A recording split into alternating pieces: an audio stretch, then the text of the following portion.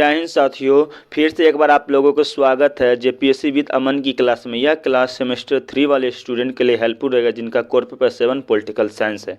I hope यह class आप लोगों को बहुत अच्छा लगेगा। कृपया करके आपसे बस एक ही आग्रह है कि इस क्लास को अच्छा से देखिए। आप लोगों को इस क्वेश्चन के आंसर दूसरी क्लास यानी दूसरे के चैनल पर जाके आप लोगों को देखने का नहीं पड़ेगा, ठीक है। एकदम 100% आप लोगों को हम गारंटी दे रहे हैं, ठीक है। चलिए साथियों, सॉरी डिस्टर्ब किए थोड़ा सा। चलिए का इंपॉर्टेंट क्वेश्चन है साथियों, झारखंड की प्रमुख जनजातियां की संक्षिप्त परिचय दीजिए। इस टाइप का अगर क्वेश्चन आता है तो आप लोगों को सबसे पहले इंट्रोडक्शन से क्लास को आप लोगों को स्टार्ट करना चाहिए। चलिए देखिए इजी वे में कैसे आप लोगों को इंट्रोडक्शन देते हैं। देखिए, हमारा झारखंड शुरू से ही एक बहुमूल्य जनजाति वाला राज्य है। मतलब हमारा झारखंड जो शुरू से ही जनजातियों का राज्य है, ठीक है। और सन 2001 के अनुसार कुल जनजातियों की जो जनसंख्या है वह 70,87,068 है। ये बात आप लोग याद रखिएगा जब 2001 में जनगणना हुआ था। लेकिन जब 2011 में जनगणना हुआ था तब कुल जनजातियों की जनसंख्या है 86,45,042 है। याद रखिए कितना डिफरेंस है, कितना वृद्धि हुआ, ठीक है। मतलब 16 लाख ज़्यादा हो गया था। तो हमारे झारखंड में सबसे ज़्यादा आबादी की संख्या जो है वो है संथालों की है। मतलब संथाल जनजाति का सबसे ज़्यादा आबादी है। और हमारे झारखंड में संथालों की कुल आबादी 35% है। कितना? 35%। याद रखिएगा एकदम से 35% है। और झारखंड में लगभग 30 जनजातियाँ पाया जाता है। कितना? 30। और हमारे जानकारी के अनुसार कुल अभी 32 जनजातियाँ पाया जाता है। मतलब 30 है लेकिन हमारे जो जानकारी है उसके अनुसार 32 है, ठीक है। जिनका संक्षिप्त विवरण निम्नलिखित है। अब हम आप लोगों को विवरण देंगे एक एक जनजाति का। सबसे पहला जनजाति आता है भाई संथाल, ठीक है, जो सबसे ज़्यादा इम्पोर्टेंट है। देखिए, संथाल जनजातियों के मामले में झारखंड के पहले स्थान पर आता है। यह झारखंड का पहला स्थान पर जनजाति कौन है? वो संथाल है।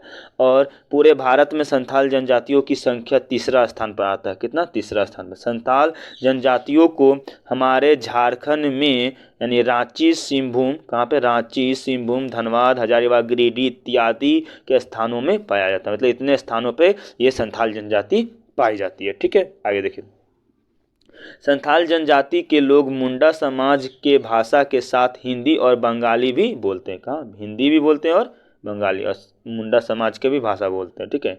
और 1991 की जनगणना के अनुसार संथालों की कुल आबादी कितना था? 20,67,039 थी। और इसी समय संविधान के 8वीं अनुसूची में संथालों की भाषा को सम्मिलित किया गया था। कब? 1991 में। याद रखिएगा, ठीक है। संविधान में 8वीं अनुसूची में इसको स्वीकार कर लिया गया है, ठीक है, सम्मिलित किया गया है। और संथाल भाषा का जो लिपि है वो आलोचकी लिपि है, आलोचकी के नाम से जाना जाता है। ये भी इंपॉर्टेंट ऑब्जेक्टिव के लिए। चलिए अब संथाल को कैसे पहचानेंगे? पहचानने के इसका ट्रिक है। देखिए, संथाल को जनजातियों को पहचानना है तो संथाल जनजातियाँ का जो कद है वो छोटा होगा, रंग हल्का भूरा या काला होगा, या नाक लंबी होगी और उठी हुई होती है। नाक लंबा होता है और उठी हुई होती है। इसको देख के आप लोग पहचानने का ये संकेत है, ठीक है। अब देखिए आप लोग, संथाल जनजातियों की आर्थिक जीवन कैसा है। तो संथाल जनजाति का आर्थिक जीवन कृषि, वन उत्पाद एवं मजदूरी पर आधारित है। किस पर? कृषि। याद रखिएगा, कृषि, उत्पाद और मजदूरी पर आधारित है। संथाल जनजाति के लोग पूरे 8 माह, मतलब पूरा 8 माह कृषि का कार्य करते हैं। पूरा 8 महीना कृषि कार्य करते हैं और बाकी 4 महीना मजदूरी का भी कार्य करते हैं। चलिए अब संथाल यहाँ पर खत्म होता है। इनका फिर सेकेंड जनजाति आता है, वो है उरांव।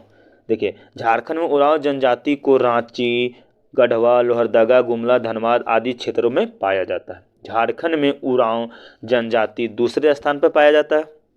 उरांव जनजाति के लोग झारखंड में सबसे पहले उत्तर भारत के नदी में प्रवेश किया, धीरे धीरे नेतरहाट, राजमहल की पहाड़ियों तक पहुंचा, ठीक है। और दूसरा भाग रांची में बसा तथा 1991 जनगणना के अनुसार उरांव की आबादी जो है वो 11,37,656 है। और उरांव जनजाति, ठीक, के लोग कुरुक भाषा बोलते हैं। कौन सा भाषा बोलते हैं?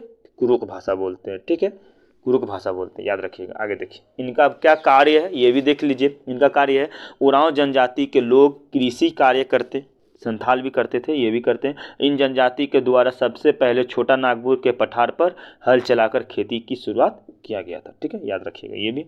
यानी इनका धार्मिक मान्यता क्या है, तो उरांव जनजाति का विशेष धार्मिक स्थान बोंगबाद है। कौन है? बोंगबाद। याद रखिए, ऑब्जेक्टिव में पूछता है, इसे कंपटीशन एग्जाम में भी पूछेगा, सेमेस्टर में भी, तो अभी पढ़ रहे तो अच्छा से पढ़ लीजिए। तथा इनका देवी देवता को धर्मेश और सिंहबोंगा के नाम से जाना जाता है। देवी देवता को क्या नाम से जानता है? धर्मेश और सिंहबोंगा। ये भी ऑब्जेक्टिव में और ये कंपटीशन में भी पूछता है, झारखंड का जितना एग्जाम होगा, ठीक है। अब इनका देखिए मुंडा, तो झारखंड में मुंडा जनजाति का जो स्थान है वो तीसरा स्थान है, ठीक है। और मुंडा जनजाति को हमारे झारखंड रांची, कहाँ पे? रांची में, सिंहभूम में और लोहरदगा जिले में पाया जाता है, ठीक है। अब मुंडा को कैसे पहचानेंगे? तो मुंडा जनजाति का जो कद होता है वो छोटा होता है, इनका भी चेहरा चौड़ा होता है, चेहरा मतलब चौड़ा होगा, ठीक है। सिर लंबा होगा और एक नाक और होंठ मोटे होते हैं, नाक भी मोटा होता है और होंठ भी मोटा होता है। ये था मुंडा को पहचानने का, ठीक है। अब देखते हैं मुंडा का क्या कार्य। तो मुंडा जनजाति का भी कार्य अन्य वनस्पतियों जैसे कृषि का ही होता है, ठीक है।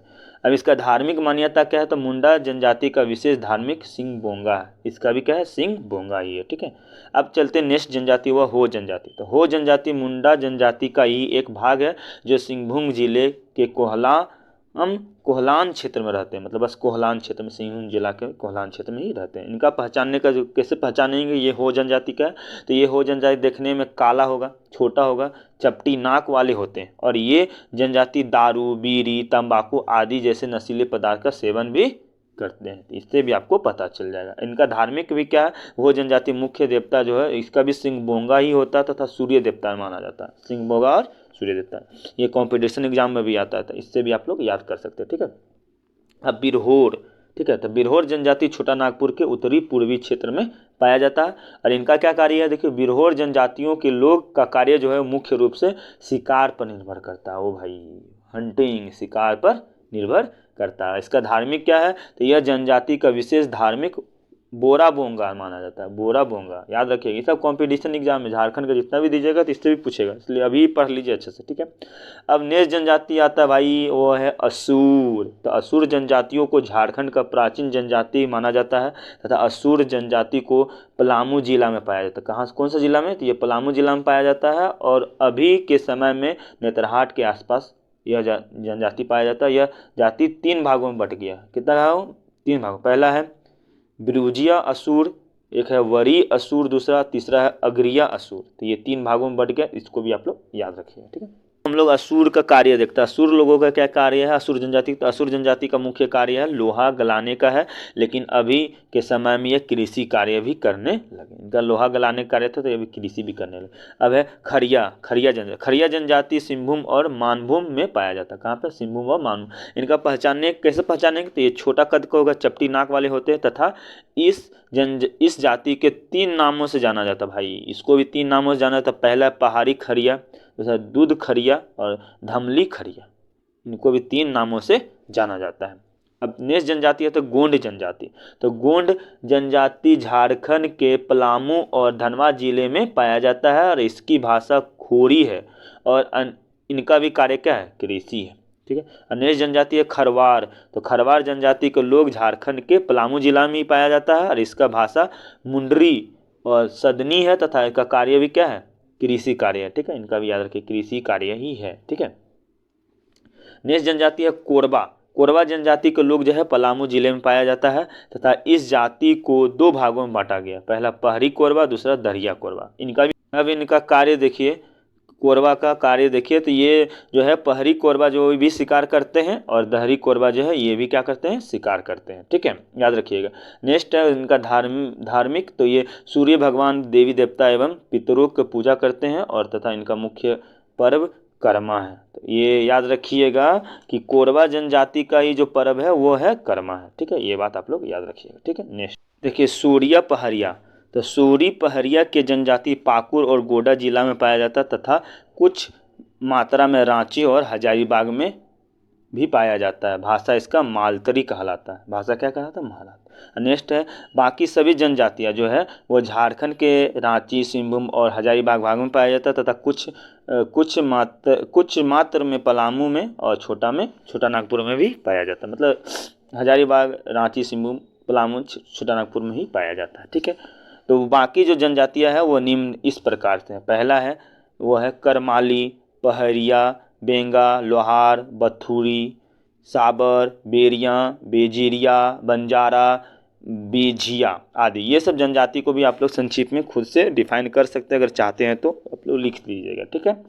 चलिए अब देखिए, अब हम आप लोगों को बता देते हैं कि सन 2011 की जनगणना के अनुसार झारखंड में कुल जनजातियों की जो संख्या था 30,80,068 आदिवासी थे तथा इसी कारण से भारतीय संविधान धारा 244 के अंतर्गत रांची, पलामू, सिंहभूम, पाकुड़ और दुमका के अनुसूचित क्षेत्र घोषित किया गया। मतलब इसी कारण इस सब क्षेत्र को अनुसूचित क्षेत्र को घोषित कर दिया गया। इस तरह से आप लोग झारखंड के जनजाति को डिफाइन कर सकते हैं। जो जो पॉइंट बच गया उसको खुद से आप लोग डिफाइन कर दीजिएगा। और सबसे ज़्यादा मेन पॉइंट है, अगर आप लोग याद करना चाहते हैं तो परिचय में थोड़ा सा ये सब याद कर लीजिएगा, क्या कि सेमेस्टर में तो याद होता नहीं है। फिर ये सब इधर इधर और जो इसका धर्म वरम याद करके लिख दीजिएगा, ठीक है। इसको याद करना बहुत ज़रूरी है। फिर मिलेंगे नेक्स्ट क्लास में, तब तक के लिए बाय बाय।